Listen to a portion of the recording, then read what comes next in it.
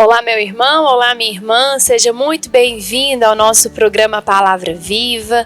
Mais esse dia não, um novo dia que Deus nos convida à sua presença, nos convida a estarmos com Ele. Do mesmo jeito que todos os dias nós encerramos um dia e começamos um novo dia, precisamos sempre ter Deus conosco. Nós dizemos muito que domingo é o dia do Senhor, né? É o dia de ir à missa, é o dia de estar com Deus, mas o Senhor precisa estar conosco o tempo inteiro, 24 horas do nosso dia. Por isso é muito importante a gente dedicar um momentinho que seja meia horinha do nosso dia, para a gente ler o Evangelho, para a gente partilhar esse Evangelho e entender o que Deus quer da nossa vida nesse momento. A igreja é muito sábia ao organizar a nossa liturgia. Temos uma liturgia diária com leituras do dia, que é a agenda de Deus para nós. É o que Deus quer falar conosco, é o que Deus quer mover no nosso interior dentro do nosso dia. Então vamos lá. Hoje nós vamos ler o Evangelho que está em Lucas 6, de 1 a 5. Em dia de sábado, Jesus atravessava as plantações. Seus discípulos iam colhendo espigas de trigo, debulhavam-nas na mão e comiam. Alguns dos fariseus lhes diziam: "Por que fazeis o que não é permitido no sábado?" Jesus respondeu: "Acaso não tendes lido o que fez Davi quando teve fome, ele e os seus companheiros? Como entrou na casa de Deus e tomou os pães da proposição, e deles comeu e deu de comer aos seus companheiros? Se bem que só aos sacerdotes era permitido comê-los." E ajuntou: "O Filho do Homem é Senhor também do sábado." Palavra da salvação, glória a vós, Senhor. Então, esse Evangelho, ele vem nos chamar a atenção em dois aspectos principais. Primeiro, das nossas motivações, os motivos, as razões, as nossas intenções, os motivos pelos quais fazemos ou deixamos de fazer algo. Isso é algo muito importante. O motivo, a razão, em alguns aspectos, às vezes é mais importante do que foi feito em si, as intenções. E o grande mistério disso é que as nossas intenções, as nossas motivações, aquilo que está em nosso coração, a única pessoa que sabe com clareza é Deus. A única pessoa que sabe a realidade do nosso interior é Jesus. E por que nós precisamos falar disso?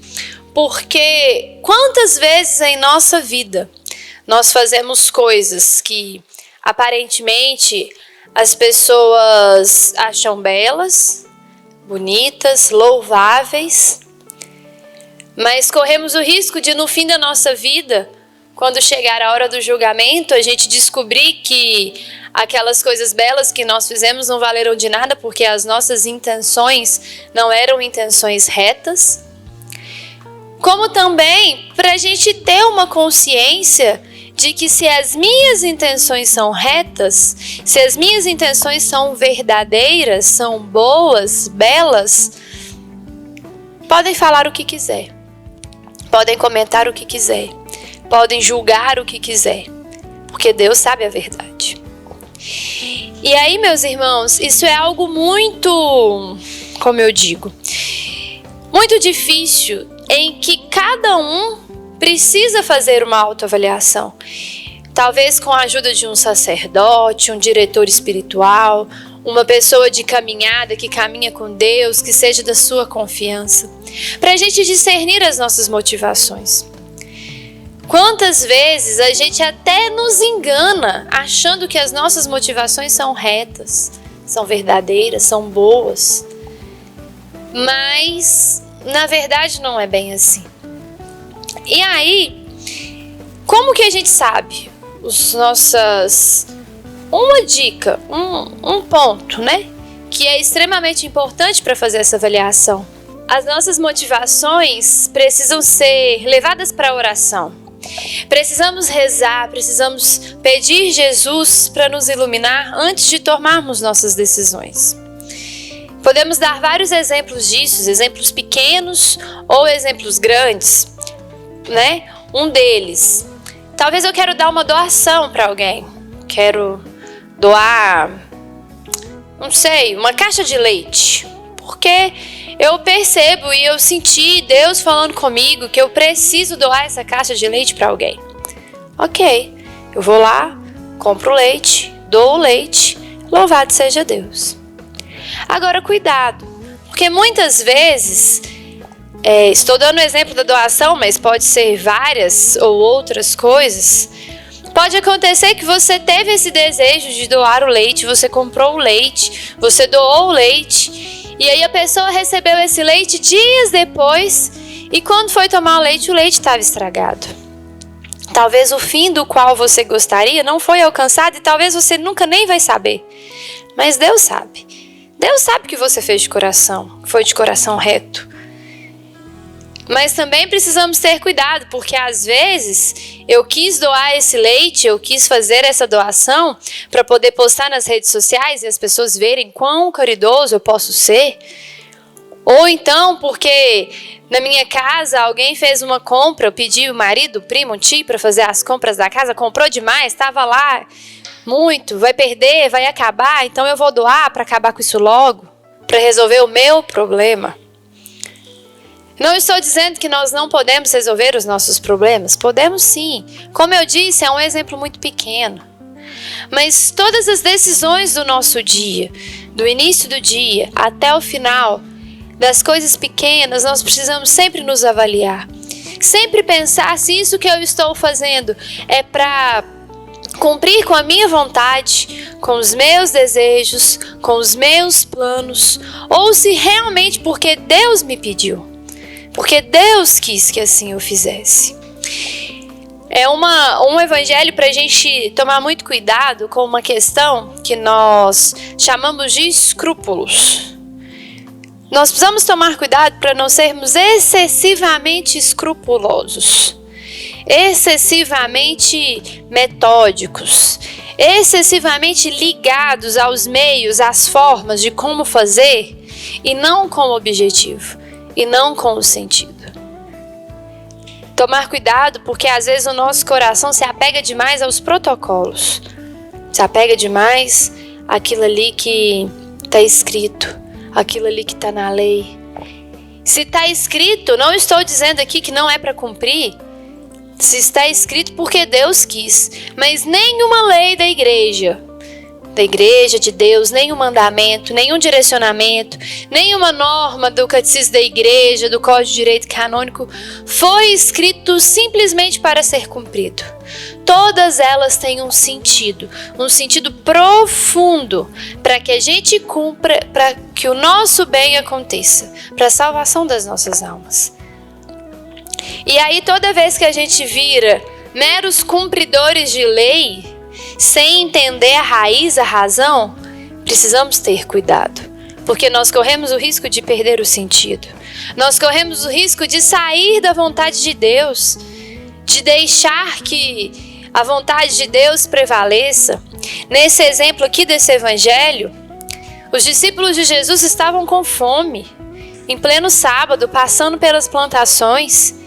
E aí aquele povo não pode fazer nada no dia de sábado, e acusando Jesus que os seus discípulos estavam colhendo no sábado. O que é mais importante? É os discípulos saciarem uma necessidade, porque é uma necessidade, para eles evangelizarem, para eles fazerem o que eles tinham que fazer, eles precisavam fazer a vontade de Deus e a se alimentar para dar conta do resto do dia. Eles estavam dentro de uma plantação. Ou não, eles só poderiam comer aquilo que já tinha sido colhido no dia anterior. Mas eles não tinham esse alimento. Volto a dizer, esse tipo de discernimento, se nós estamos sendo escrupulosos, meros cumpridores de lei, ou se nós estamos fazendo algo conforme a vontade de Deus, com uma reta intenção, uma reta motivação, só o Espírito Santo pode nos dar. Só Deus pode nos dizer. Nós só vamos conseguir discernir isso ao longo do nosso dia se vivermos a experiência da intimidade com o Senhor. Por isso precisamos ter uma vida de oração, por isso precisamos rezar diariamente, todos os dias ler o Evangelho, todos os dias clamar o Espírito Santo sobre nós na nossa manhã. Porque se assim a gente não fizer, o mundo nos atropela. As coisas vão acontecendo e a gente não está dando nem notícia, a gente só vai. E não pode ser assim, meu irmão. Nós somos filhos de Deus, somos cristãos, batizados, recebemos a graça de sermos filhos de Deus. Nós somos íntimos do Senhor. Nós não somos qualquer um. Nós não somos o povão ali que vai. Nós precisamos ter essa ousadia, esse discernimento de enxergar Deus no nosso dia e fazer aquilo que Ele quer. Seja na decisão de lavar uma vasilha agora ou lavar daqui meia hora, seja em grandes decisões da vida, como um casamento, um noivado, ter ou não um filho, não sei. Precisamos nos esforçar para viver a intimidade com Deus, para que Ele seja o Senhor da nossa vida. No próximo momento nós vamos falar um pouco mais sobre esse evangelho, mas de um outro aspecto. Nós vamos pegar aqui um outro trecho e conversar um pouco mais sobre ele. Continue conosco nesse programa Palavra Viva.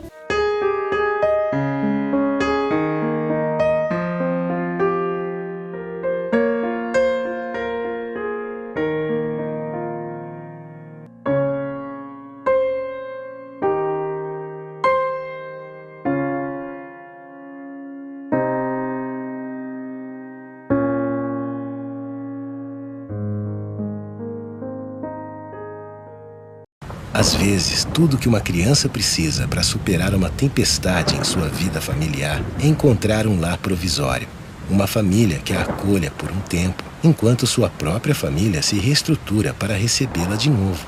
Essa é a proposta do Serviço Família Acolhedora: transformar as dificuldades de hoje em possibilidades de futuro.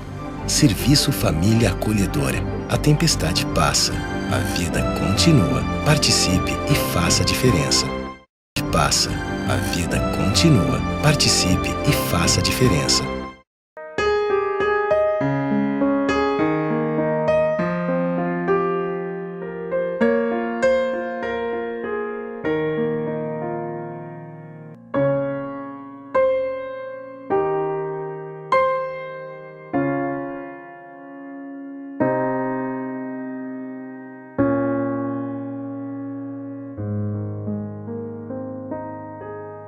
Bem-vindo de volta ao nosso programa Palavra Viva, esse dia que nós estamos partilhando o Evangelho que está em Lucas 6, de 1 a 5.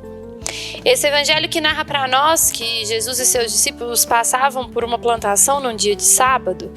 Os discípulos colheram alguns trigos, debulharam, comeram, e os fariseus questionaram Jesus por isso.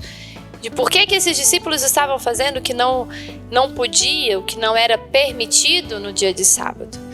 Não se podia colher para poder alimentar, eles tinham que colher tudo antes, deixar pronto, porque no sábado não poderiam fazer serviços, trabalhos.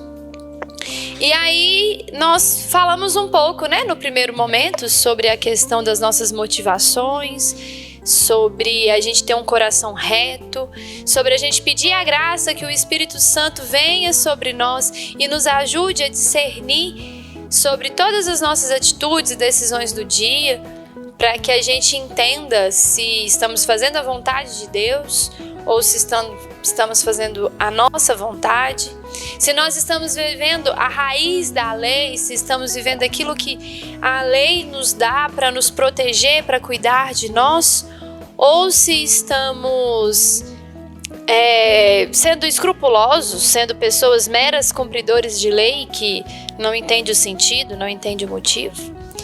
Nós falamos um pouco sobre isso, mas agora eu quero falar sobre a resposta do Senhor. Depois que ele é questionado, Jesus dá uma resposta para esses fariseus. E essa resposta, ela não só para os fariseus, mas para nós, ela precisa ecoar na nossa vida. Ela precisa ecoar nos nossos corações. É uma resposta que tem que dar fruto. E que nós precisamos todos os dias da nossa vida ouvir isso de Deus novamente. Jesus responde: o Filho do Homem é Senhor também do sábado. E é interessante porque Jesus não responde: o Filho do Homem é Senhor do sábado. Ou o Filho do Homem é Senhor apenas do sábado. Não. Ele diz: o Filho do Homem é Senhor também do sábado. Ou seja, o Filho do Homem, Cristo, Jesus, nosso Senhor, Salvador, ele é Senhor de tudo. De tudo. Ele é Senhor da nossa vida, dos nossos dias, seja ele segunda, terça, quarta, sábado, domingo, não faz diferença. Ele é Senhor da nossa história, Ele é Senhor da nossa concepção, Ele é Senhor de tudo na nossa vida. Também do sábado. Também do sábado. E aí Jesus disse isso muito claro. O Filho do Homem é Senhor. E aí nós precisamos refletir sobre essa palavra. O que significa ser Senhor?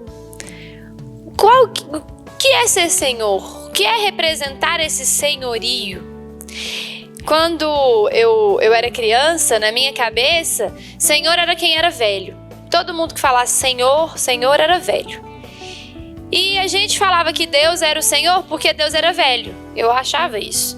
Tanto que eu achava estranho as pessoas, né, no evangelho, na catequese, falar Jesus é o Senhor. Porque na minha cabecinha o Senhor era velho, idoso. Todo idoso era Senhor. Eu não cresci com o costume de chamar os meus familiares de senhor e senhora, né? Meus avós nunca me cobraram isso, mas na minha cabecinha, o senhor era quem era velho, e porque a pessoa era velha, a gente tinha que respeitar e chamar de senhor. Depois eu fui aprender, né? Eu lembro época de início da adolescência, escolas, aulas de história, que a gente aprende sobre senhor de engenho, sobre o senhor da fazenda. E aí que eu fui entender que senhor era aquele que era o dono, era aquele que mandava, né, que coordenava ali, que era o proprietário da fazenda, né, que era o filho, não sei, mas era aquele que era dono, que era proprietário de alguma coisa e que as pessoas ao seu redor o chamavam de senhor por causa disso, porque ele era o dono. Eu fui aprender isso já mais velha, né? Já não era criança mais. E aí eu fiquei com isso, né? Senhor é o dono, então quem é senhor é dono. Depois que eu vivi minha experiência com Deus, que eu comecei a entender por que Cristo é o Senhor, por que Jesus é o Senhor, eu achava estranho. Já sabia que no Senhor não era velho, mas eu ainda achava estranho. Até que com o tempo eu comecei a entender que esse senhorio de Jesus é porque Ele é o dono da nossa vida. Deus é nosso Senhor porque Ele foi aquele que nos criou. Nós somos dele, somos criaturas. Do mesmo jeito que temos os servos, né, de uma fazenda e tem lá o Senhor, antigamente se falava muito disso. E nós sim precisamos entender que Deus é o Senhor, Deus é o dono, né? Ele é o dono de tudo. O dono do horário que eu acordo, o dono da hora que eu deito, o dono de que eu como, o dono até das minhas decisões. Aí você pode achar estranho, né? Mas como que ele é dono das minhas decisões se quem decide sou eu? Se quem tem o livre-arbítrio, né, para decidir sou eu? Isso é verdade, né? Você tem seu livre-arbítrio, você faz o que você quiser. E a decisão é sua, a escolha é sua. Mas se você decidiu uma vez na sua vida que você vai proclamar, que você vai anunciar, que você vai aceitar, concordar, permitir que Jesus seja o Senhor da sua vida, a partir daquele momento, as suas decisões também precisam ser tomadas com base em Deus. As suas decisões, todas as suas posturas precisam ser não conforme a sua vontade, mas conforme a vontade de Deus. Porque Ele é o Senhor, não é Ele que é o dono. Não é Ele que é o mestre. Claro que nós não vamos fazer uma analogia aqui com o dono da fazenda, o senhor da fazenda. Tem filmes antigos, né? Novelas antigas que tinha lá o senhor da fazenda, que tudo que ele queria ele tinha que fazer de forma arbitrária.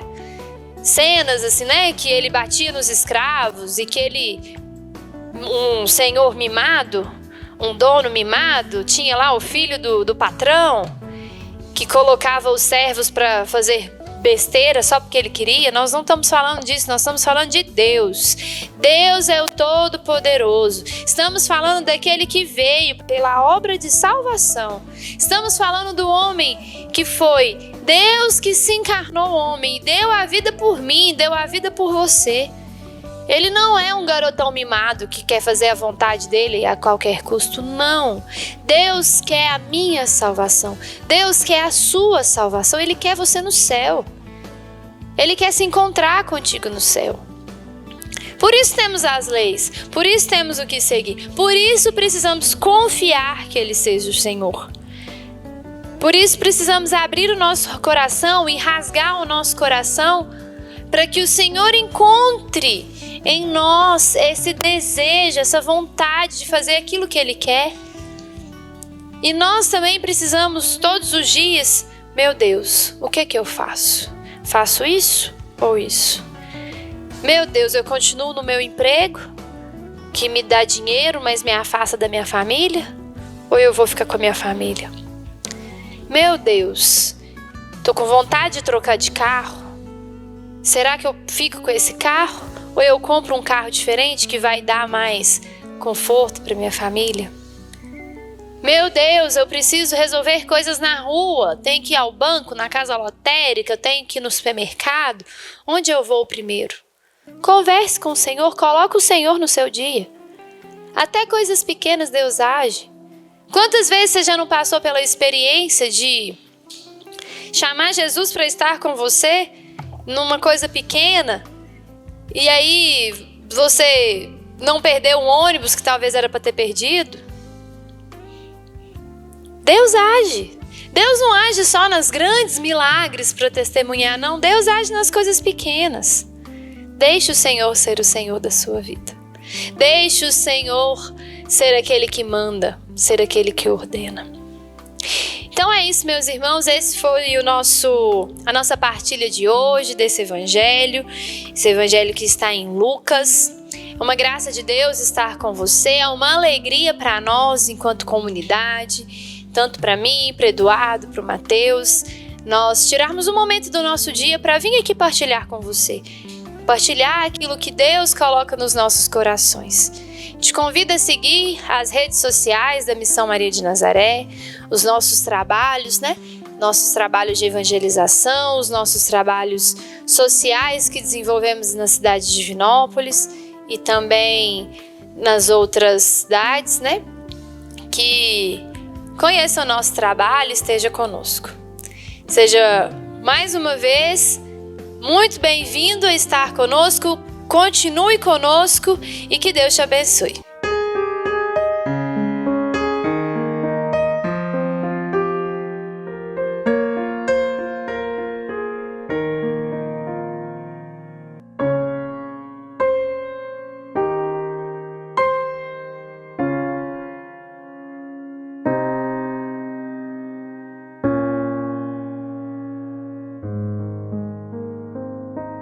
Você sabia que parte do que você paga de imposto de renda pode ser direcionado ao Lar dos Idosos de Divinópolis? É uma maneira bonita de expressar compaixão e de contribuir com os idosos de nossa cidade. Pergunte ao seu contador ou ligue hoje mesmo para o lar e se informe. É fácil e você destina parte de seu imposto para quem precisa. Lar dos Idosos de Divinópolis. Cuidado e amor na hora certa.